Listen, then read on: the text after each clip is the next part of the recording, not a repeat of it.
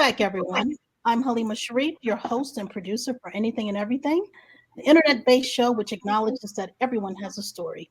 In June 2020, as part of my company HS Global Consulting, a woman minority-owned public relations and communications firm's commitment to equity, diversity, and inclusion, I sought to create something meaningful and entertaining to help ease the sadness and frustration caused by the pandemic.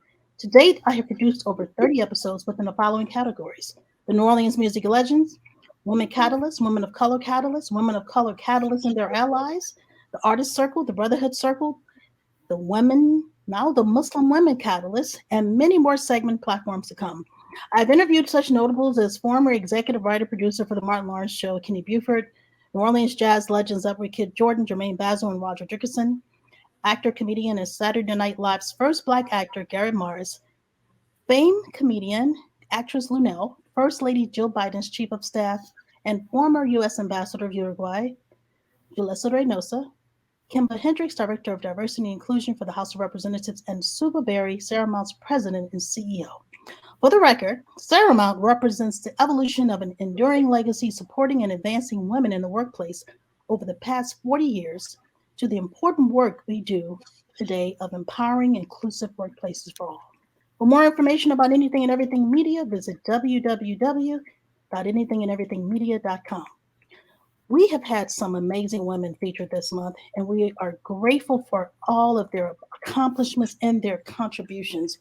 We have 2 more shows scheduled for this month to include a conversation with a dynamic Commander Chief Master Sergeant in the Air Force and a panel discussion with my sisters in faith titled An Everlasting Sisterhood Connected by Faith, which falls under our Muslim Women Catalyst segment. So stay tuned for all this fabulousness. Today, I am so happy to welcome a lovely soul, visual storyteller, Shaima Al-Tamimi. Assalamu alaikum, my dear. How are you? Wa alaikum assalam. Halima, thank you so much for having me. I've been super excited for this for a couple of days now. Oh, alhamdulillah. I'm so happy to have you on the show, my dear. I would like to start by introducing everyone to all the wonderful things that you do. Shaima Al-Tamimi is a Yemeni-East African visual storyteller based in Qatar.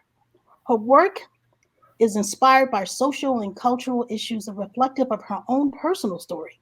She explores themes relating to patterns and impacts of migration, identity, and healing. She was a Photography and Social Justice 2020 Fellow at the Magnum Foundation, where she developed her award-winning film, Don't Get Too Comfortable, which was nominated for the Arzanti Award for Best Short Film at Venice Film Festival and won the Bronze Tenet Award of Carthage Film Festival in 2021. Her works have been supported by Arab Documentary Photography Program, Women Photograph, the Prince Claus Fund, Tazweer, to name a few. In addition to her artistic endeavors, Shaima also works in developing programs for YWT, a Yemeni organization that offers funding and mentorship to creative Yemeni talents in and out of Yemen. Once again, welcome, my dear. I'm so happy to have you. Thank you, Halima. Let me ask you a few questions, several questions, because you're very fascinating. Tell me about what it was like growing up and the complexities as to where you're from. Yemeni-East African, to my understanding, did you grow up in Abu Dhabi? Mm-hmm. Okay, and so how has that impacted your view on the world and the emphasis people place on these national identities? Do you think there is a need for people to understand a monolithic identity of where a person is from? How do you identify, or do you just bring it all together? That's a very there's a lot to unpack with that question. So yeah, I mean, my most of my childhood, I grew up in Abu Dhabi, which, you know, much like Qatar, is a very sort of multifaceted, multinational, place to live in. It's very cosmopolitan. You know, my friends were from all over the world. It wasn't. Actually, coming to think of it, I only had Emirati friends, or were introduced to Emirati friends when I was in high school. But before that, my friends were mostly from like India, Syria, Lebanon, Sudan, from so many different nationalities. And so to me, growing up as, being Yemeni, East African, it didn't really feel weird because everyone was from everywhere. That's And right. so I didn't grow up feeling like I had to fit into something. Um, but then, I think in the back of my mind, like in my subconscious, like I always thought, um, what it's hard to explain. I always looked at Yemen from a Mhm. like an outsider perspective. Yes. And so I know that I have family there, extended family there. Like my dad always talks about his time back there or back in Zanzibar because he lived between the two countries. And so to me, these were mostly my connection to these two countries were mostly through stories. It wasn't from like someone who was placed in there and then taken out.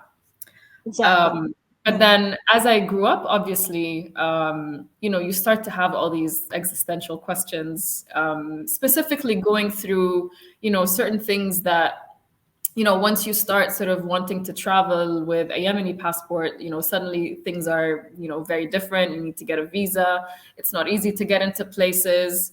And that kind of starts to, activate this side of your brain where it's like, so are you telling me that, my worth and potential is based on a specific book? Like, so like that, did have its impact towards, the community in general, limiting their beliefs on what they can do and how much they can aim for and try to achieve. And it did, at some point make me a prisoner to that sort Mhm. of, you know but then yeah, like it was a phase in my life where I started getting very bitter about it, and I decided it was just no longer something I wanted to do. And I think also a big part of it was based on the fact that when we don't know our history, we really won't know why we're here today and Yes. the reasons that actually led to it. It, like, I swear to God, it all, tracing it slowly, slowly, it all adds up, and it starts to like, you start to understand and accept, the cards that you're being dealt with. That is so true. And yet that last statement, you're so right. Knowing our history is so important, in living, living, uplifting Qatar, and travel different places, live different places. And you really do have to know who you are and know your history. But as you live in those different places and travel to those different places, you find out that, although we're different, we have several commonalities. Yeah, Some we do. Yeah. commonalities that connect us to who we are as humans. And that's what I love about Qatar. You know, Mm, it's such a beautiful, it's not just a beautiful place scenery wise, but the ambiance and the spirit and the soul of Qatar recognizes and appreciates who you are and your yeah. humanity. So, Yeah. so I totally hear you. So Afro Arab, that kind of connects to this question. Um, Tell me about you, Shama, the Afro Arab. Um, so I am obviously Yemeni. Yes. My parents, by way of sort of migration and with history, sort of the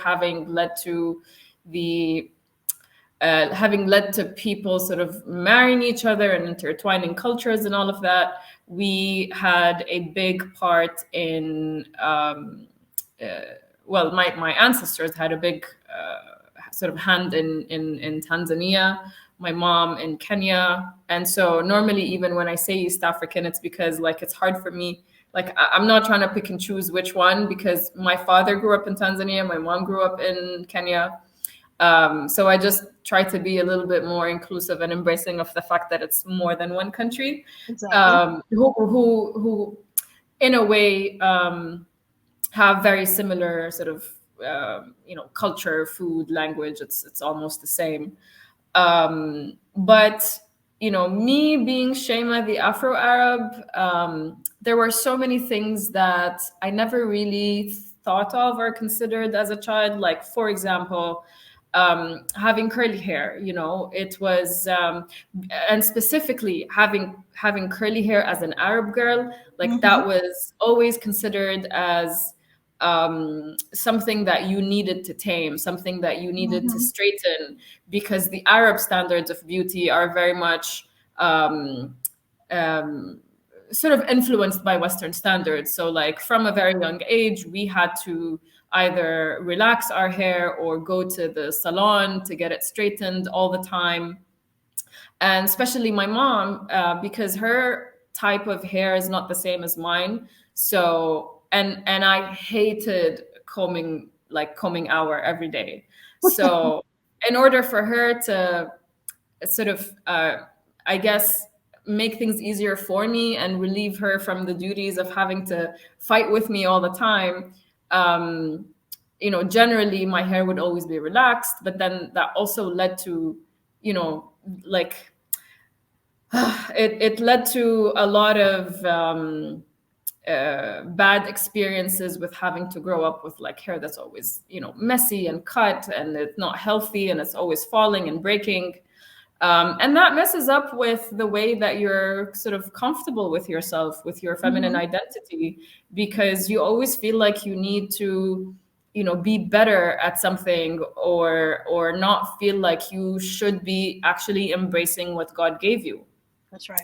And so it was actually only up until I met one of my Sudanese friends, God bless her, who was like, "Have you ever tried to wear your hair curly?" And I was like, "Yeah, I have, but I don't know how to maintain it." And so it's not something that I can do on a day-to-day basis. And she goes like literally like, "Girl, let me put you on to some black girl magic." And we had a full session on how to moisturize my hair in a way that would maintain it for a full week. I could wear it Yes. curly whenever I wanted.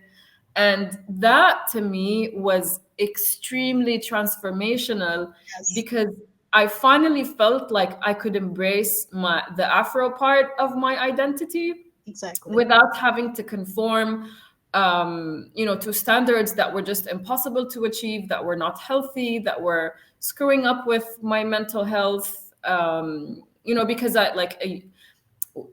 again, women are always told that like your hair is your crown, and so if you don't take care of it, um, like things happen. You don't get good opportunities, or you're not going to find a husband.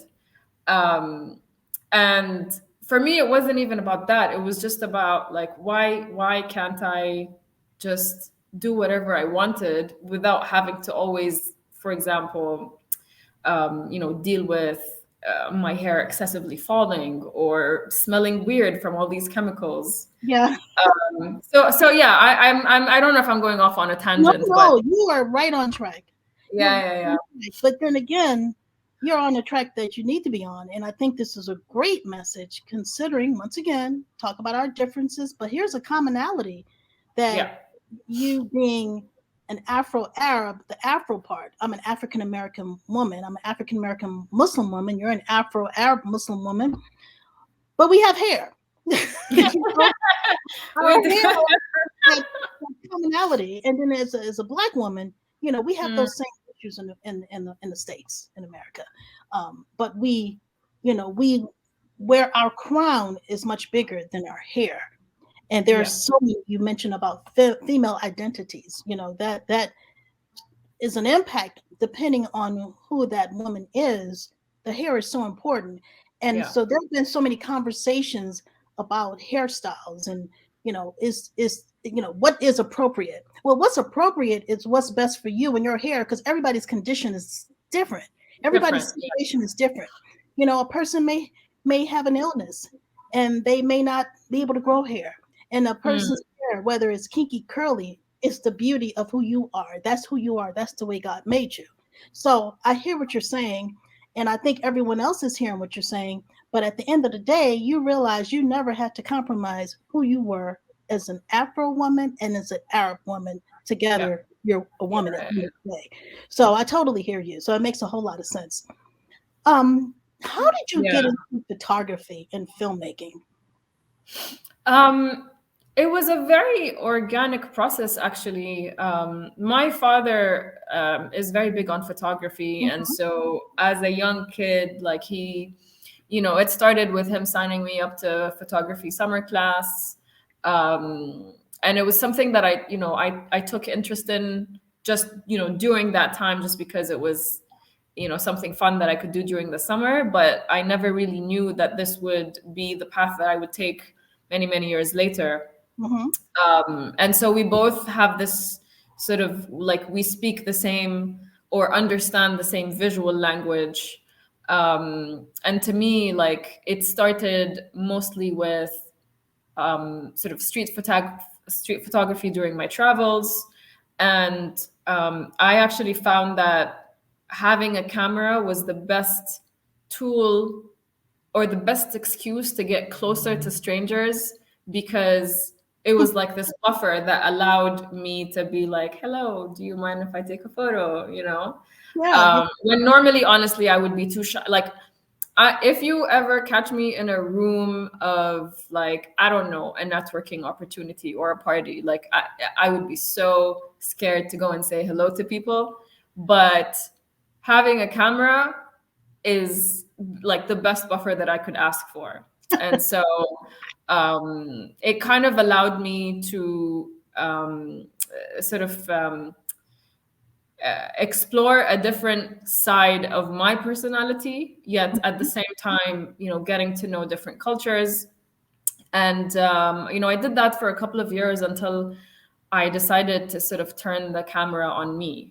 And that's when I actually started going into long form documentary photography, and sort of using that as a way to delve into the much deeper subjects that you would see, for example, from the projects in my website. So Mhm. I explore a lot of this duality of identity through through the lens with regards to Yemen, being Yemeni, being East African, sort of going down the unlived memory lane of my parents and my ancestors in terms of their migratory paths.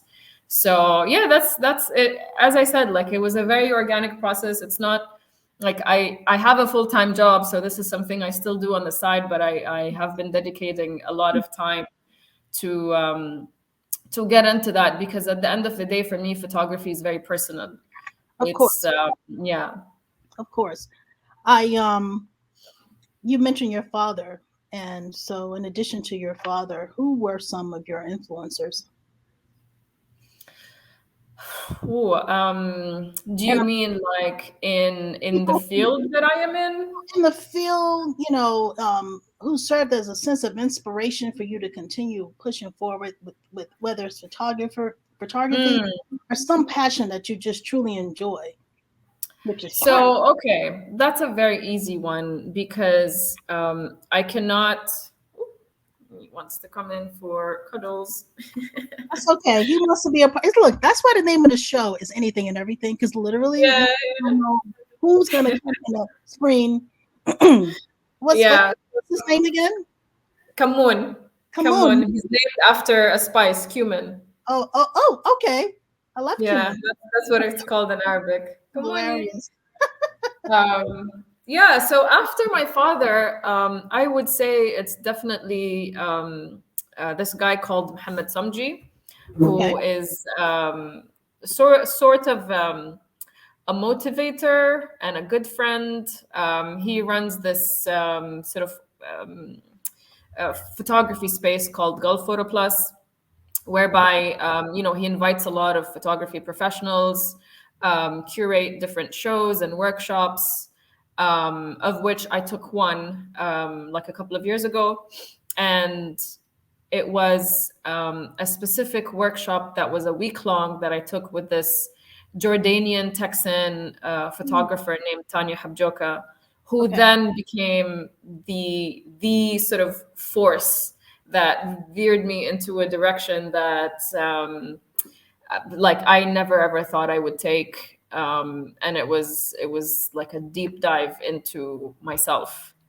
So the two of them, I would say, were well, some of the major influencers into my career.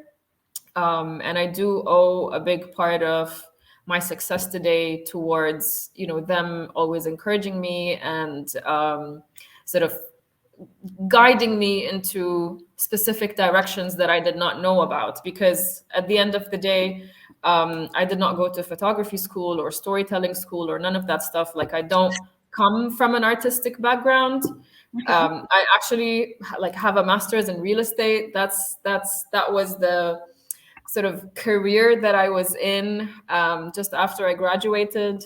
And like, I did that for some time until the 2009 economic downturn actually completely switched my career path. And subhanallah, yani, it was a blessing in disguise, and I can't complain at all at the Oh, the yes. direction that this took. So I would say it was the two of them, definitely, and many more, but they are the two that I always have to thank and sort of mention. Indeed, indeed. I totally understand that. What you're aren't you the first Yemeni filmmaker to have your film premiere at the Venice Film Festival? Is that correct? Festival? Yeah, What's yeah, surprisingly so. yeah, tell me, that's a big deal. I'm sure. Tell us about that. So yeah, it was. I made sort of a 10-minute short film, which was also part of my photography sort of project that I participated in as a fellow with the Magnum Foundation, and that Okay. took place in 2020. It was during Corona, and that was basically when we all had to sit with ourselves, between four walls and kind of find something to deliver, because at the end of the day it was a program where there were deadlines and specific deliverables that we had to make. Um, um, and at the time, like, we each and every one of us had proposed like a specific project, Okay. of which none was doable because of the lockdown, so we had to switch or try and find a way to still make things happen. And for me, it basically took the direction of sort of connecting with my grandfather, may he rest in peace, through this letter that I wrote, whereby I sort of filled him in on the 50 years after his death Mhm. and what has happened, to Yemen and to the family and to the whole sort of um, I'm losing the word in English, but like to Yemen as a whole. Okay. And I thought, why can't I start piecing this together into something more visual? Because it was a physical letter that I wrote, um, which was more of an exercise that I wanted to do, because one, I felt like I needed to make that connection spiritually, Yes. and Yes. two, um, I don't know. I just had this urge to sort of go into that rabbit hole, because I needed to find peace with some of these things that I was really struggling with. Yes. And it actually ended up being a very therapeutical experience that, like, I wasn't expecting. So, like, as much as it was very painful to go through the process, good things came out of it. And I was lucky enough to have a friend, Mayar Hamdan, who Mm. was really good at editing, and I sort of asked her to join me on board in the project, and we worked together almost like 24/7. She was in LA, I was in Doha, and we were, going back and forth with like all these images that I was taking and all the archive material that I, needed to put together. So it was really nice to have her as my sounding board at the same time. And you can't always do everything in the project. You need to delegate. You need to collaborate with people who can lift up your project. And she was exactly that for me. which made the experience even more fun. So, what was the question again? You're so funny. Yes, yes. So then it got selected to go to Venice, which was, absolutely amazing.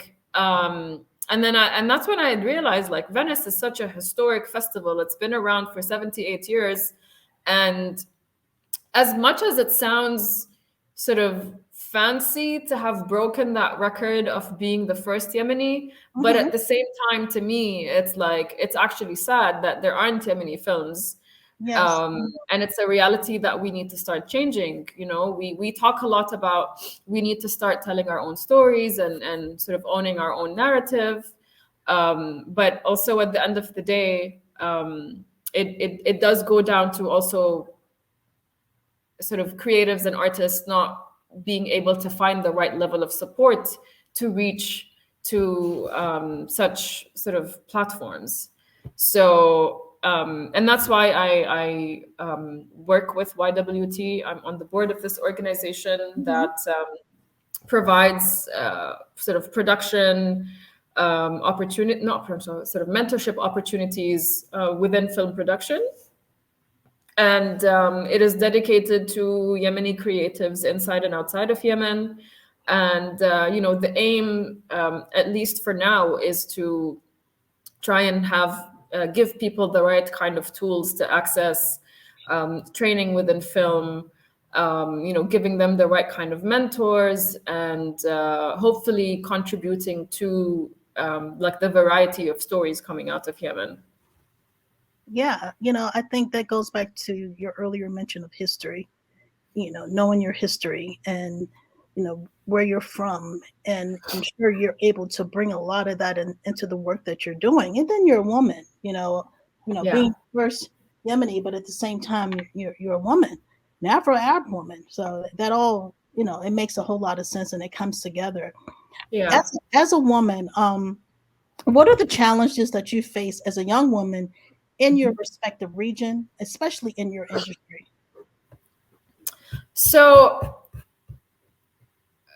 let me flip the question back to you Sure, sure. and ask you what your expectations would be in terms Okay. of how I would answer this question, And because I'm curious. okay, well, that's good to know. So here's the deal. Mhm. You know, um, I interviewed some people in the past, last year to be exact. You may know some of these young women. They're artists from Sudan, um, Mhm. photographers um, from different parts of the MENA region itself. Yeah. And women are looked upon differently in the workplace. Looked upon in the sense that when it comes to like corporate spaces, Yeah. because this is considered a so-called man world, um, women have not been recognized as they should in certain spaces, even when it comes to making money. The marginalization is really challenging. So you may have only a handful of Black women, Arab women, um, Hispanic women who work in certain settings as it relates to corporate America. But then Mhm. again, you may have women. I interviewed an architect recently. There are very few women architects. There are like 17% of women architects in the country. And Yeah. you wonder, like, how does that make you feel? Not you personally, you're not an architect, but looked upon in a certain way, which is why there are so many women groups that lift women and promote them in certain settings, and we have to empower one another. So in your region, for example, every Arab country is different, as we know. Yeah. As far as being liberated, as far as independence, a lot of times we're Muslim women, we cover, some cover, some don't cover. So Yeah. when you're in Arab in the Arab country, it's safe space because you're used to seeing women being covered. But if you come outside of that world, you're looked upon in a submissive manner. But it's not. Mm. We submit ourselves to Allah, and folks Yeah. may change it in a way and be like, "Oh, wait a minute, they're how come they look so meek and humble?" Well, we are humble. We're not meek. We're very outspoken. So, in your field, film and photography, um, You're finding more and more women in film now. Once upon a time, it was a male dominated situation. But now, now in film and photography, you would see the woman behind the camera being photographed in a certain way. Yeah. So the question basically revolves around how has that been for you? Mm, Also, an yeah. Arab woman, not just in Qatar, but even being from Yemen, being Yemeni. Yeah. Okay. Okay. So I totally agree with what you've said so far, based on hearing my friends go through that experience. And this is what's interesting about Qatar at the moment, based on my personal experience, and it's the fact that as a photographer or someone who's in the visual arts field, I also work at the Doha Film Institute. And so for the past 10 years, we've seen almost, um, I would say 90%, no, I wouldn't say 90%, 60% of the projects that we support mostly are applicants who are female.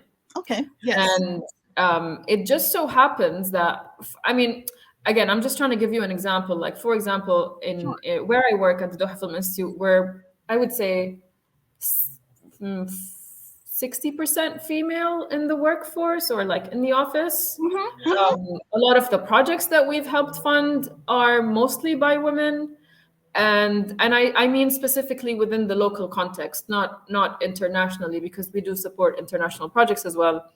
um, and every time we have a film festival, which happens annually, the biggest slice of the local filmmakers who are part of the Made in Qatar program generally tend to be female.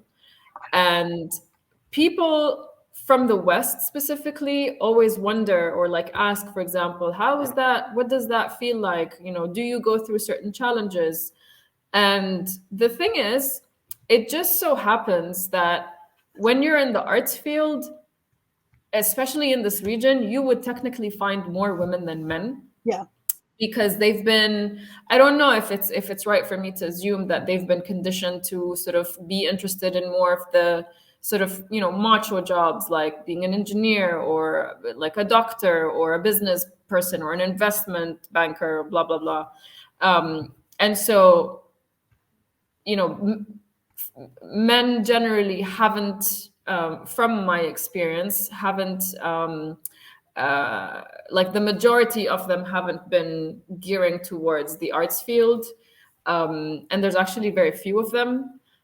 And that has sort of created this, I don't know, like if I can say, like it's a sisterhood or bond Yeah. between all of the female filmmakers in the country.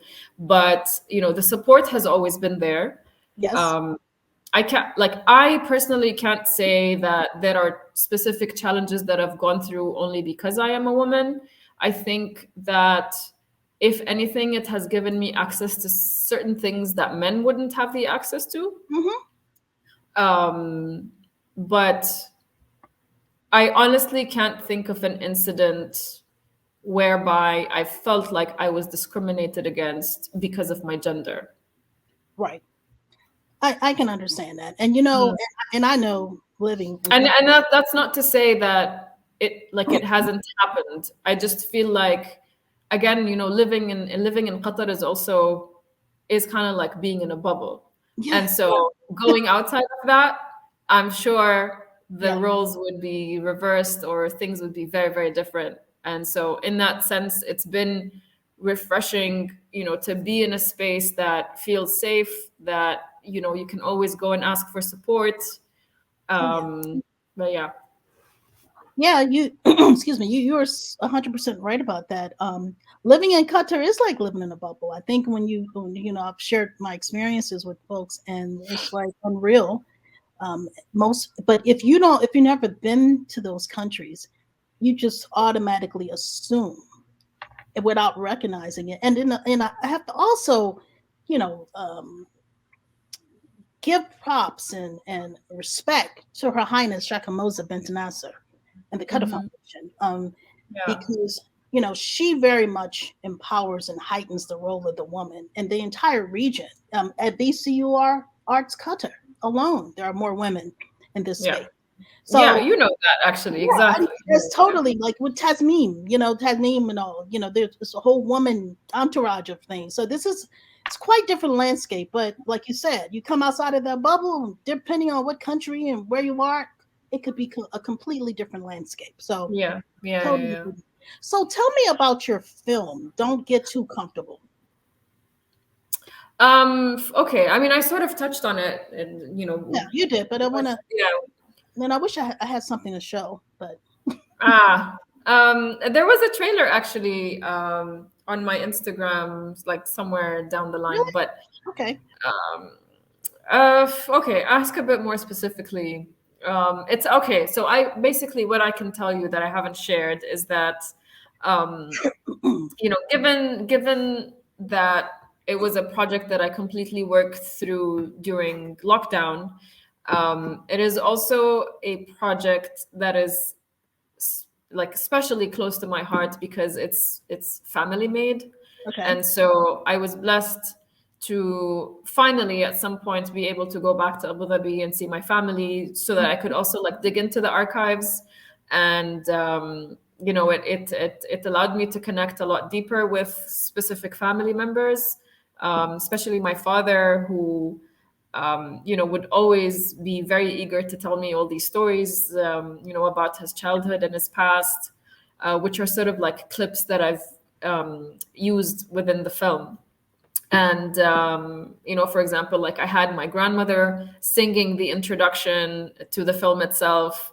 And that was like sort of a moment stolen from when she was in the kitchen, like frying, potatoes. Oh, I love that. Um, I also kind of like tried to utilize any sort of media that I could into the film. And so, for example, like there's a part where I talk about how, my mom tried to make sure that, she celebrated each and every birthday that, we went through, like myself, my Mhm. siblings. And so, for example, like there was this part where in the film she's singing happy birthday to me because it was my birthday at the time. Uh-huh. And in fact, it was just like a WhatsApp voice note that I stole and sort of plugged into the film. So it's very much like a proper personal piece that I share from me to everyone else that I allow to like sort of be into that space. And it's been a great journey going to different film festivals with it. Definitely Venice was something that like I couldn't be more grateful for. Mhm. But additionally, it was festivals like being in Ajyal in Qatar, or being in Tunis that made it even more enriching because it was much closer to the community that actually had gone through, the main themes that I uncover in the film. And so, you just get a much more different response because now you have people saying, thank you for making me feel seen. Thank you for finally making me feel like, I now am not the only one who was going through this, or something like, you reminded me to call my grandmother today because I just miss her so much. And so it's a much different experience showing it to people who understand what you've gone through and who've gone through something similar, Mhm. as opposed to showing it to an international crowd who is still very relevant. Like it's still very important for them to see these things because, they're only used to like this one-sided biased story about, for example, whatever is happening in Yemen, because it's only the media that gets to tell that story. Of course. And so like we have to understand that the news is not the only version. There's artists who also give you the other side. Of course. Of course. Do you've worked on a lot of different projects, and I'm going to show a couple of photos that I grabbed from your Instagram as well as from your website just a minute ago.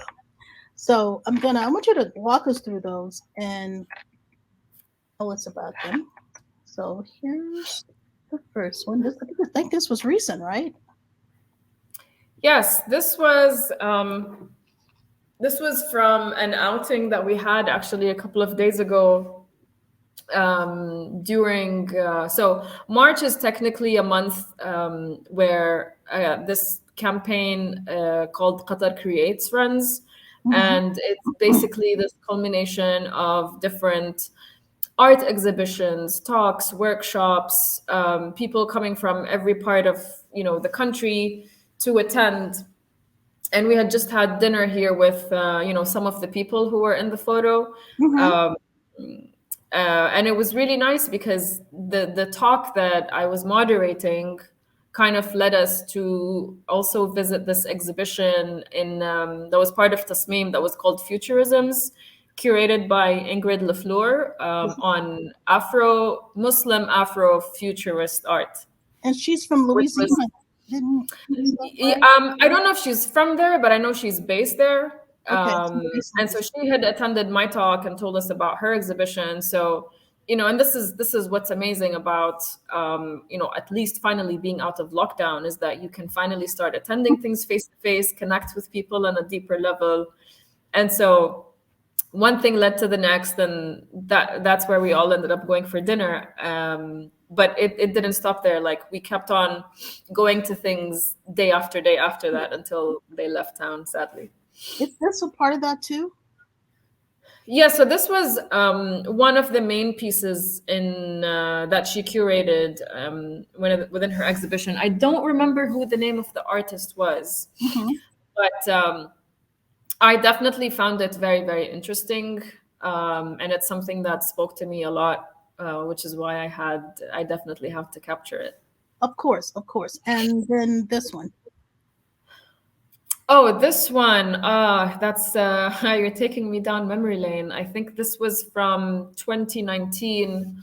It was a talk that I participated in VCU, but it was organized by the UNESCO. Oh, yes, yes. And actually, everyone here, with the exception of me and the guy in green, but also along the entire event, were Yemeni creatives flown in from different parts of the world.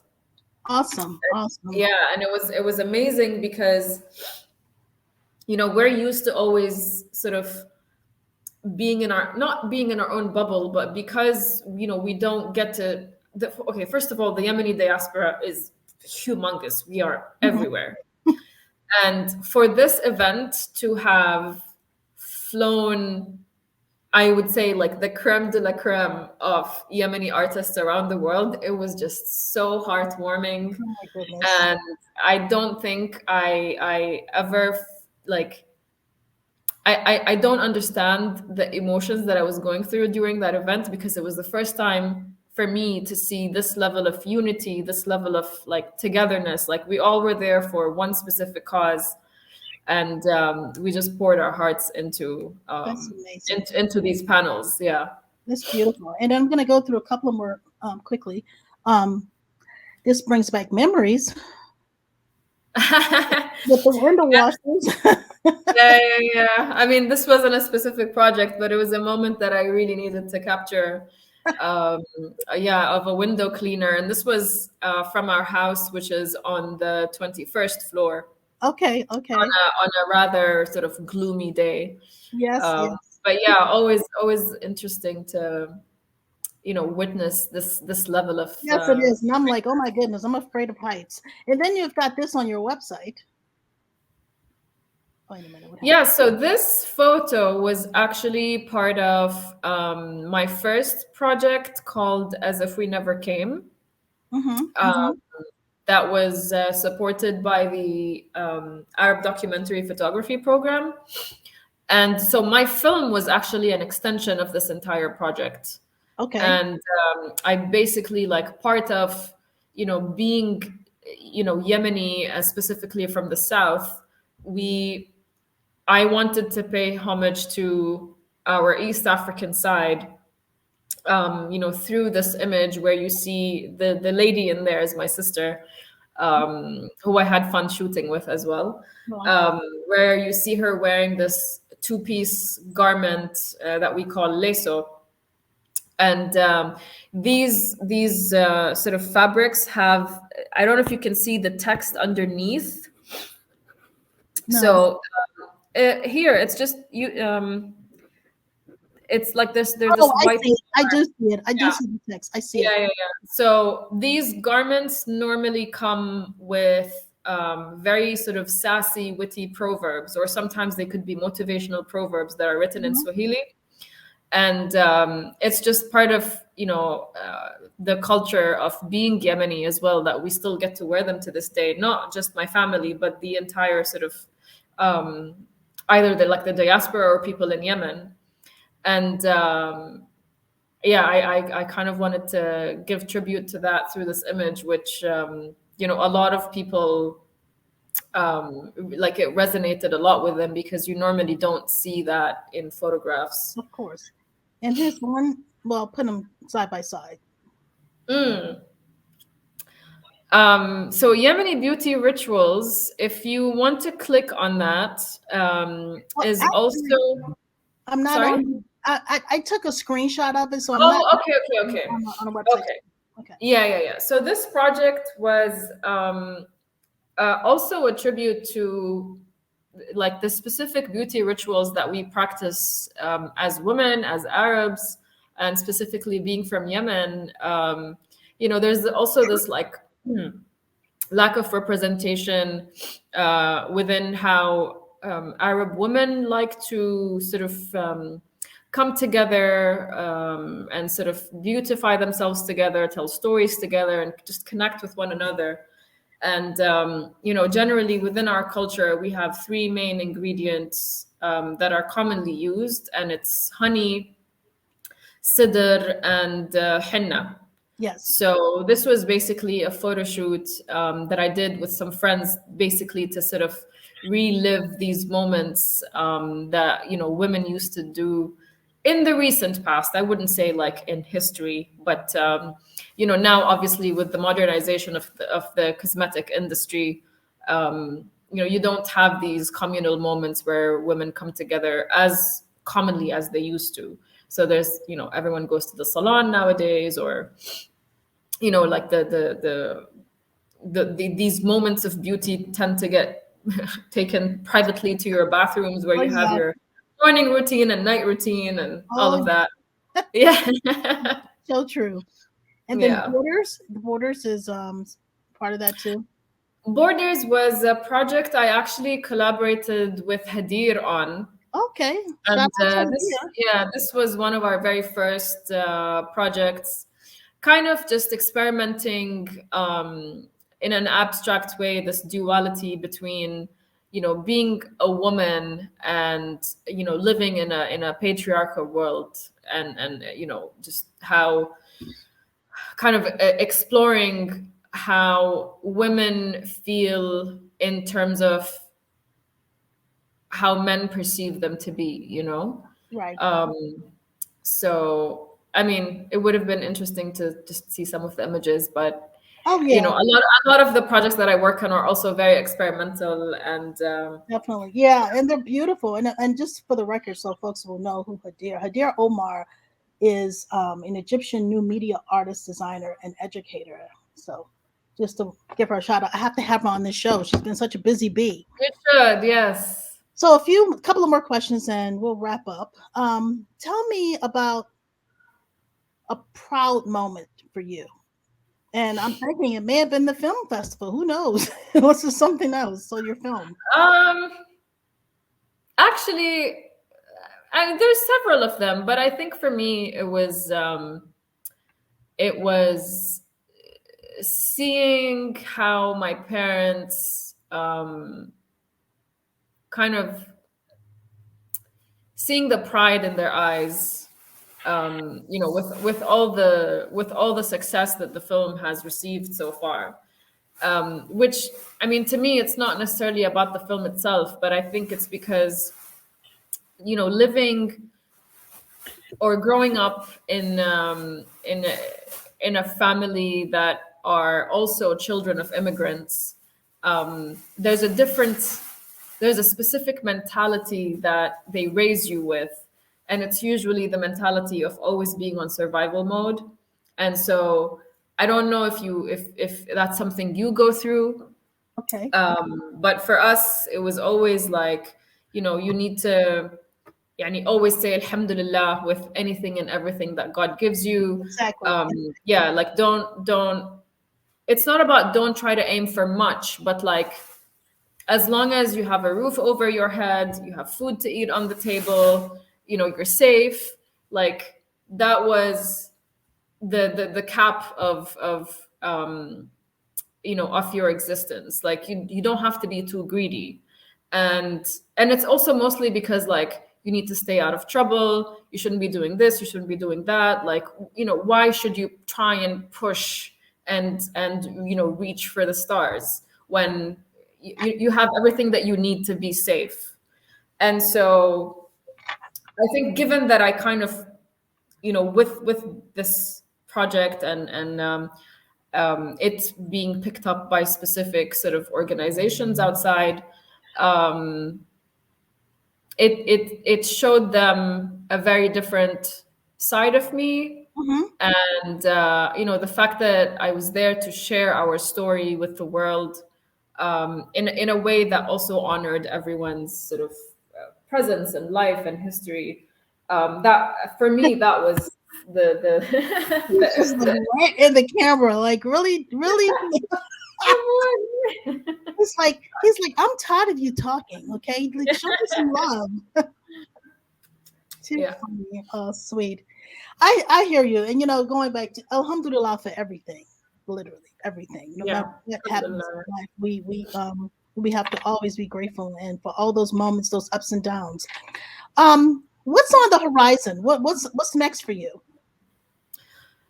So I'm still actually working on sort of promoting the film and having it go to different film festivals. And it's taken a big chunk of my time. Okay, I am working on other projects that like I still can't say much about, of course. but I think now I'm trying to explore different mediums that would just slightly close the chapter on personal projects and go just a little bit trying to do something not related to the personal side of things, just because sometimes to do something in a more authentic and genuine way, like you also need to pull out from it, give it a break, come back to things in the future. So yeah, there's a couple of things going on, but it's also the World Cup here in Qatar. Yeah. So there's a lot of different things happening in a sort of a one-off sense, and I'm not trying to exhaust myself, but I am definitely still very, very busy. Yeah. That's good. I mean, it's always good to be busy and be innovative. Alhamdulillah for everything. Yeah. What what advice would you give to young women about anything? Um, Definitely I mean, at least with the things that worked for me, um, is to always share your story in the most authentic way that you can. Yes. There was this masterclass I attended last year when I was also in like the research mode of how I wanted to go on about my project, and I don't quite remember her name. I think I can't remember her name, but actually she's this um, Black American sports commentator. I'm sure maybe some people will know who Oh, I'm talking about. I think I know you. I think I follow her. Not Robin Wright. It starts with an R. I know exactly who you're I follow her. Okay. Yeah. Anyway, so she says, and actually the masterclass is available on masterclass.com. It's Okay. beautiful because she talks a lot about the personal journey of she spent a lot of time figuring out that she was sick with specific illnesses. She went into one phase, got out of that, and then went into another phase with like something that was very terminal. But obviously having always kept going and sharing that story with the media. Mhm. But bottom line, she said something that really, really resonated with me that I use to this day, and it's make your mess your message. Yes, make your mess your message. Whew. Yeah, yeah. And that's actually like, it's Mm. quite deep, the more you think about it and the more you try to navigate these different layers that need to unfold in order for you to come, to this specific level of Oh, being at peace okay. with yourself and You're talking about Robin Roberts. That's her name. Robin Roberts. Character. Yes. Yeah, at first minute I thought you said Muslim woman. I'm like, no, she's not a Muslim woman. She's a No, I said black American. Yeah. yeah, Yeah, okay. yeah, I'm hearing things. Yeah, Robin Roberts. Yeah, she's amazing. Her sister is they're from New Orleans, Louisiana. Her sister was also an anchor. She's retired now. Okay. Yeah. Your message. Yeah, that is those are some powerful words. You can, in other words, turn all those crazy things into something more fabulous and meaningful. Definitely. Yeah. Wow, my dear Shaima, this has been such a wonderful Very conversation wonderful. with you and your cat. Of course, he's always part of things that I That's do. hilarious. And I say this often. That's the beauty of this platform. It allows everyone to tell their story and allow us to tap into a myriad of diverse worlds. So I thank you for being true to who you are, true to yourself, true to your heritage. Thank you so much, Halima, for Oh, having me and for absolutely. always trying to reach out to different women across the world. Yes, And yes. always like opening up everyone's eyes to different things that are happening. I'm a big admirer of what you do and Oh, I appreciate you, my dear. supporting you 100%. Well, thank you, and thank you again. Thank you for your artistry. Thank you for those words. You're Thank welcome. you for your contributions, and thank You you. say hi to Delani for me. I will say hi to Jelani. Jelani has been a busy bee. Jelani and I have. Jelani is my son, you all. So Jelani and I have been talking about coming to the World Cup, and Try and be early. Things are gonna yeah, get things things are are crazy. already crazy expensive now. Crazy. So Oh, who you telling? But yeah, I miss it, and I'm looking forward to coming to visit. So once again, you are truly amazing. Keep doing what you're doing. May Allah as continue are to bless you. you. And thank you to those of you who have tuned in and stuck it out with us for Women History Month. Remember, there are 2 more episodes this week. I'm going to interview the Commander Chief, Master Sergeant, and an Everlasting Sisterhood Connected by Faith is another segment. This segment will be available on the Anything and Everything Media YouTube channel, as well as our Facebook page and on all major podcast platforms. To learn more about Anything and Everything Media, visit www.anythingandeverythingmedia.com. Until then,